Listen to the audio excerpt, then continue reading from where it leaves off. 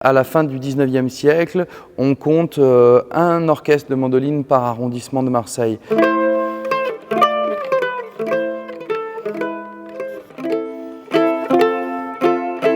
Je viens de jouer le prélude de concert de Laurent Fantozzi. Laurent Fantozzi qui a créé la classe de mandoline en 1922. À la fin de l'année scolaire 1921, le maire Siméon Flessière réunit le conseil municipal et décide de créer la première classe de mandoline au monde dans un conservatoire. C'est ici à Marseille, dans ce même palais Carly. La mandoline à Marseille, ça a commencé il y a fort longtemps puisque Dominique Della Maria, qui était le compositeur de l'époque révolutionnaire marseillais le plus connu, jouait de la mandoline et on dit que dans les greniers de l'opéra, il y a des sonates pour mandoline de Dominique Della Maria. Donc le passé mandolinistique marseillais est très riche.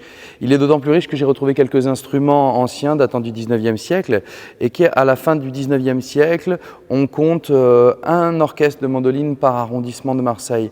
C'est évidemment le fait de la forte immigration napolitaine et sicilienne, mais aussi une sorte de reconnaissance institutionnelle de cet instrument ici à Marseille, puisque Laurent Fantozzi commence à déployer une activité très importante à la toute fin du XIXe siècle, au début du XXe siècle.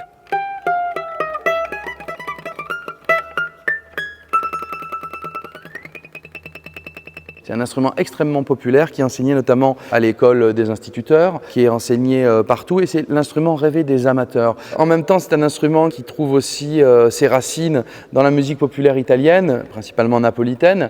Et au début du XXe siècle, Marseille, on l'appelle la Petite Naples. Il y a un quartier qui malheureusement est détruit en 1943 par les Allemands. Je dirais qu'il est un condensé de toute une population italienne de Marseille. Donc Marseille devient la capitale de la mandoline avec ce grand ambassadeur qui était Laurent Fantozzi. Laurent Fantozzi qui continue à faire des concerts à la salle Gaveau, à la salle Pleyel, devant l'empereur d'Allemagne, qui va à Naples voir son compatriote Raphaël Calatch, qui accueille Carlo Munier en 1911. Enfin voilà, une épopée, un journal qui est créé, des centaines d'œuvres qui sont créées, une classe, de nombreux élèves qui sortent diplômés. Malheureusement, la guerre éclate. Laurent Fantozzi meurt dans des circonstances un peu mystérieuses, probablement de la tuberculose en 1941.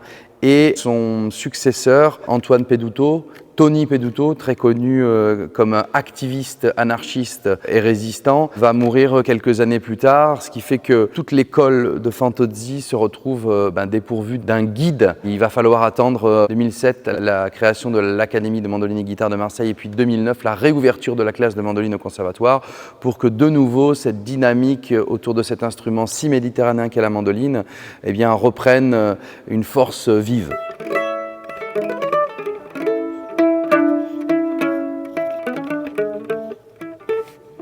Fantozzi était un pédagogue, il transmettait, et c'est ce que nous faisons. Et nous le faisons avec les moyens du XXIe siècle, les moyens modernes, les moyens qui sont les nôtres, notamment en créant des chaînes de tutoriels, en allant dans les quartiers où c'est un désert culturel. Je pense par exemple à Fondac-les-Olives, à Herbel, à Félix-Piat, Corot, tous ces quartiers où en fait, peu importe l'instrument qu'on leur amène, la musique qu'on leur amène, le message reste le même, c'est faites de la musique, faites de l'art, regardez la vie par le prisme du beau et ça va changer le monde. Et c'est vrai qu'on a eu la chance d'avoir des énergies mutualisées qui nous ont permis de créer un festival qui est la vitrine de tout ce travail qui est fait dans les quartiers et en même temps une formidable terre d'accueil pour recevoir des mandolinistes extraordinaires comme ça a été le cas cette semaine à Marseille.